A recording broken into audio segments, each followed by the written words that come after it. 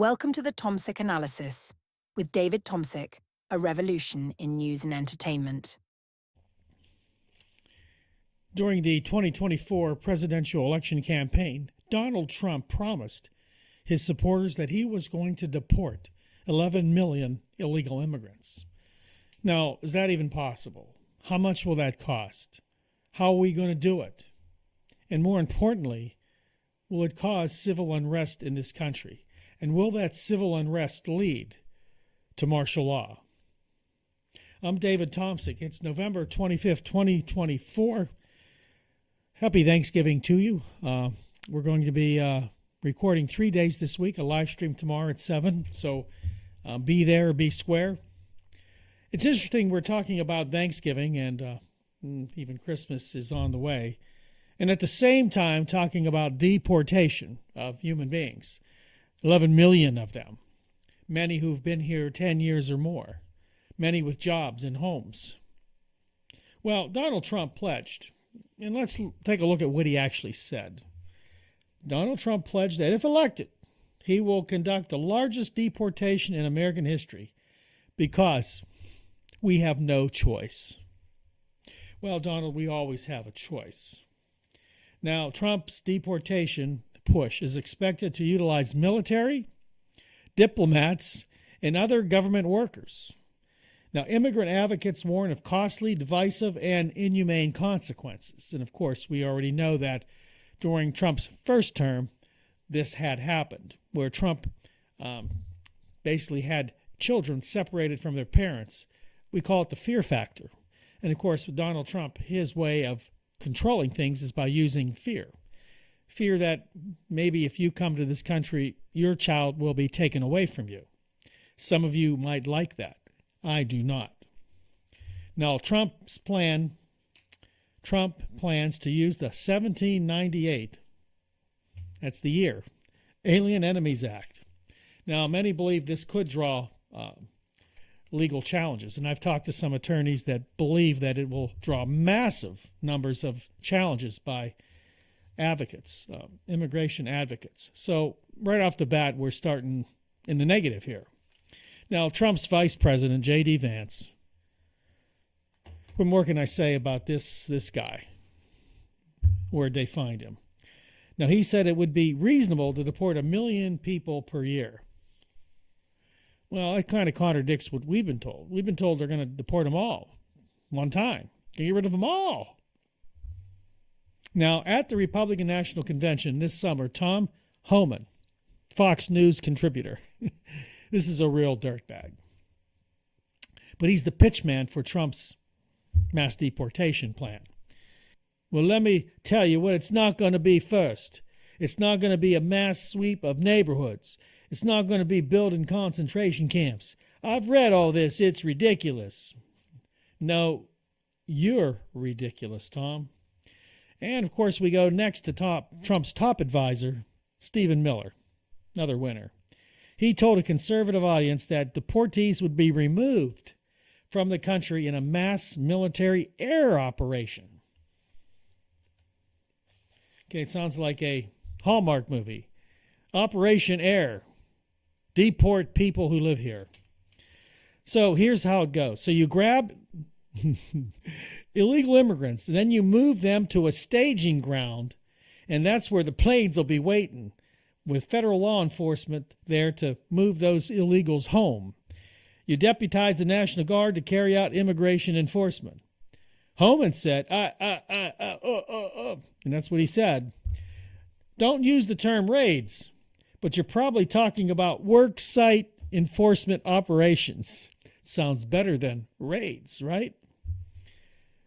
Okay, so we have a contradiction here. So Stephen Miller, the immigration advisor, and Tom Homan, the Fox News or the Fascist News Network contributor, kind of disagree. Miller is saying that this will involve large-scale raids, while Homan is saying it will be considered workforce enforcement. You pick, you decide. Wasn't that Fox's News? We report, you decide. Did they? Okay. Now, these will be large-scale raids. There's no way of doing it. Okay, first of all, I'm against this. Listen, when Trump did this in his first 4 years, I was more leaning towards Trump, even as a political agnostic at that time. And I didn't see a lot I thought was well thought out, and I saw pretty much out of control and basically confused administration.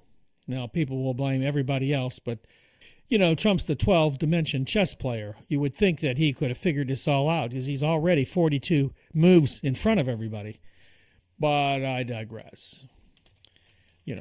Trump backers, including some who could enter his second administration, anticipate the Republican president-elect will call on everyone from the U.S. military to diplomats overseas to turn his campaign promise of mass deportations into a reality. The effort would include cooperation with Republican-led states and use federal funding as leverage against resistant jurisdictions. So he's going to bring in diplomats from Europe and China and all over the world to deport people.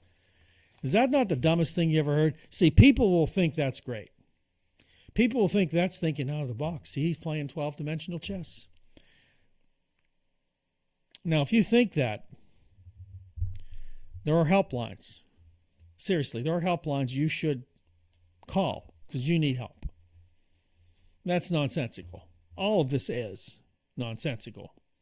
It's like a 5-year-old did it. We're going to get rid of everybody. Send them in and put them in planes tomorrow. Get them out of here. Send them home. They don't live there anymore. So maybe have some compassion. No such thing. They're illegal. All the illegal things that guy did, got away with. I digress. Okay, there are more than 11 million undocumented immigrants living in the United States, about 3% of the population. Nearly 80% of them have lived in this country for a decade. Immigrant advocates warn that Trump's deportation effort will be costly, divisive, and inhumane, leading to family separations and devastating communities. Okay, now the family separations is tough. If you don't think that's bad, because this is what's going to happen. There are going to be babies or children in the house. They're going to go to the work site, grab the person, and take them.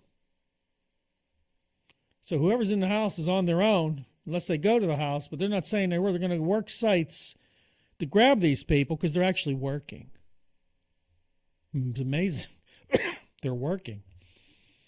Okay. So we're going to do that. That's nice. Now, the devastating communities is here's how it works. You're going to have like a church with 500 people. 30% are immigrants. Catholic Church, let's say. They come to the Mass the next Sunday, there's 30% less people. Go to jobs where there were people working these jobs where they couldn't get people to work before. So if you're telling me that your lily white kid, is getting put out by some guy from South America and basically an uneducated person for the most part from South America or Mexico took your kid's job, how smart's your kid? What has he been doing all this time? And why would he want these jobs that these people are taking? Not that they're not bad jobs. They're working jobs. They're hard work jobs. They're skilled jobs, roofing, drywall, landscaping. You name it. These aren't easy jobs. Farming. Well, maybe we don't need farming. Why do we need farming? Why have farming? Okay. Edison Research exit polls, this is after the election, showed 39% of voters said immigrants in the U.S. illegally should be deported, while 56% said they should be allowed to apply for legal status. Well, you know why? A lot of these people, right-wingers and, go down the list of all the people that were for this. And you've seen the videos with their mass deportation signs, their white hats, and they're all white good guys. These immigrants are not of the same color. They don't speak the same language, so they got to go because they're taking your jobs. We're paying all this money for them. Well, most of them work. That's the statistic. I'm sorry. There are a lot that don't probably, and I'm sure there's things that need to be worked out, but is basically spending, and we're going to get to how much it's going to cost, how much it does cost to get these people out of here. Why would you spend that money when they're actually working and paying taxes, which they are. Anytime they go and buy something, they're paying taxes. Okay, I don't get it, but here. A deportation operation targeting millions would require many more officers. This would be ICE officers and all these other people, detention beds, and immigration court judges, because it's going to be, you have to go to a judge. You just can't do this. So they're skipping this part, and these idiots that work for him are skipping that whole part of having to actually go before a judge. American Immigration Council, an immigration advocacy group, estimated the cost of deporting 13 million immigrants in the U.S. illegally as $968 billion over a little more than a decade.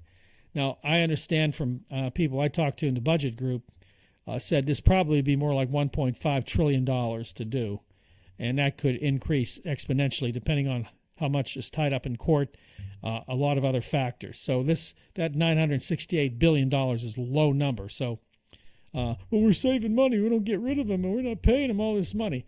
Now, remember how much rhetoric that really was. Not every one of these people, and I meet people all the time where I go that are from another country, that are from Mexico or South America, and they're working. So they're not getting these paychecks you claim they are. I'm sure some people are, but it's not 11 million people. So grow up a little bit. The American Civil Liberties Union and immigrant advocacy groups have been preparing for court battles if Donald Trump again tests the bounds of his legal authority. Now, keep in mind, his legal authority, in his mind, is going to be eliminate anybody else that has authority in the administration, in the government, in the federal government. He wants to pull all authority to the president. Now, remember, they already got this Supreme Court already passed that, that Trump was okay in doing the crimes he did because he's immune to it. He was immunity. The president should not have immunity to half this stuff. If he committed a crime, he should be able to pay for it. Any president. But we're already, see where I'm going with, we're already heading towards a fascist government. We're moving farther right faster than you understand. Not communist, as all you crybaby communists, Mark Levin, that moron that's on the show. Communist, communist, communist, communist, socialist, socialist, socialist. That's all he said.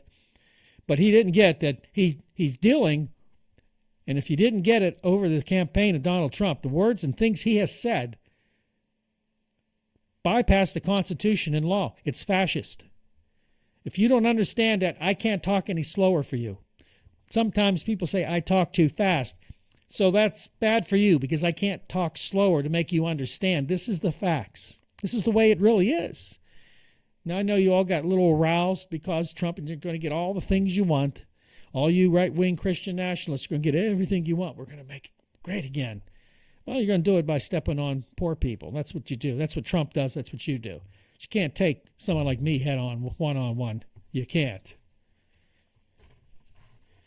Lee Gallant, an ACLU attorney who led the fight against Trump's contentious family separation policy, said more than 15 lawyers focused on immigration with the organization's national office spent the year readying for the possibility of a Trump return.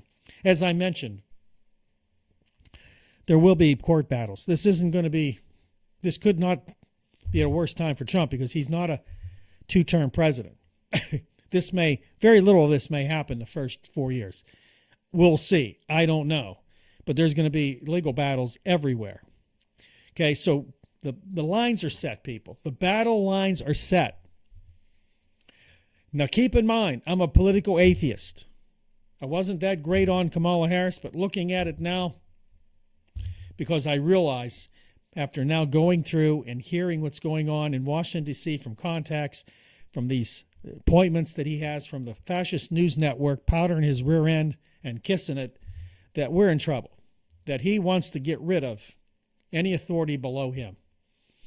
And you can see by the pics, you can see by things he wants to do with the federal government, what he wants to do with federal employees. Everybody that doesn't agree with him is got to go. He wants to have basically appointments for every position. This would be a partisan thing every 4 years. It's crazy. Now, some people think that's a good idea. Well, these people, they don't do what their jobs are and this and that. Well, that's in every business today. I'll hate to tell you, what you need is better supervisors, maybe. Maybe you do need to trim, but destroying the structure of the federal government and the federal employees and putting in appointments is idiocracy, like the movie. So the battle lines are drawn. Right now, more and more people are already having regret that they voted for him. More and more people are worried about the policies he stated because he wants to do them with authority only through his own whims and his own desires. And this immigration thing is no different. Let's imagine this. Something happens during these raids. Immigrants are killed. People are killed. Children are harmed. It gets out that the children are being left because their parents are being sent somewhere they haven't been to in 20 years. All this crazy stuff. People start protesting. Immigrants start protesting with them. Trump already said he wants to break protests. He doesn't want protests. He was angry about the Palestinian protests because they were protesting against his genocidal people in the Middle East, who he supports. He wanted to bust them up with U.S. military and rough them up. He wants to get around the Constitution. He wants to be able to control people and not allow any dissent. So all of a sudden, people like me or you are going out and protesting or calling our congressman. What's going to happen? He has to up the ante. He's already going to use National Guard. Will he skirt around posse comitatus? That's the act that was written to not allow U.S. presidents or anybody to use the military as a police force in the United States. That's why you don't see it. It sounds great. U.S. military are trained well, but they're not trained policemen. Neither are National Guard. Just can't send them into the fray. But he wants to because he wants to be brutal. He wants to make a point. He wants to break it, cause fear, create fear. You're not going to protest because you're going to get hurt. You're going to get arrested. You're going to be detained. And in the United States, for us citizens, you have the two famous legislations, the National Defense Authorization Act and the Homeland Security Act, that every president, including Trump, signed and reinstated. That allows them to arrest you for no reason, off the street. So if you disagree, you can be detained, put in a black site somewhere. Your family will never know where you are. That's legal. So he wants to push the envelope here. So what if that happens and all of a sudden you have riots, you have stress across this country, blue state stress, even red state stress? What happens? Does it get to a point where he decides he's got to control it all and just push the button on martial law to bring the country to a standstill so he can take full control? And I know martial law is 10 regions with 10 governors over those regions. But you don't think Trump will find a way around everything? Because he does. Because everyone who works for him and everybody in the government, even those that disagree with him, fear him because he's vindictive. That's why there's so much time spent on this new attorney general he wants. He wants them to jump hoops and go after people. This is the Donald Trump that you Christians, you Christian nationalists voted for. It's okay. It'll be fine. He's going to take care of it. He's God's man and in charge. Then you've been fooled. You've been deceived. You should be ashamed. That's all the time I have. Remember to like, subscribe, and share. I will have 2 videos this week and maybe one on Friday. No video on Thursday. Now, Tuesday might be a live stream. Look at 7 p.m. for that live stream. Please make sure you like, subscribe, and share. Please make sure you look out for our new content. And remember, God loves you. Jesus loves you. That's the true answer to everything. God bless. I'll see you next time right here on your favorite channel for news and anything that you need to know, the Tomsic Analysis. I'm here for you.